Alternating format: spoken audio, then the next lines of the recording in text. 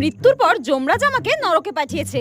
আর নরকে আজকে আমার 3 সপ্তাহ হলো। সকালবেলা ঘুম থেকে উঠে রেডি সেডি হয়ে আমি গেলাম ব্রেকফাস্ট করতে। আর এখানে কিন্তু এক এক দিন এক এক রকম ব্রেকফাস্ট দেয়। আর আজ কিন্তু ব্রেকফাস্টে ছিল চাবুকের মার আর পচা রক্ত। যাই হোক, চাবুকের মারটা আমার সহ্য হলেও এই পচা রক্তটা আমার একদম পেটে সহ্য হয়নি। আজকে আমি খুবই খুশি ছিলাম, কারণ আমার বেস্ট ফ্রেন্ড আমাকে ফোন করে বলেছে ও আজকে মারা গেছে আর ও আমারই মতো নরকে আসছে। আর আমিও ওকে বললাম চলে আয় চলে আয়, এখানে খুব মজা হচ্ছে। ও তো জানেই না ওকে আমি মিথ্যে কথা বলেছি। একবার আয় না, চাবুকের বাড়ি খেলে সব মজা বেরিয়ে যাবে।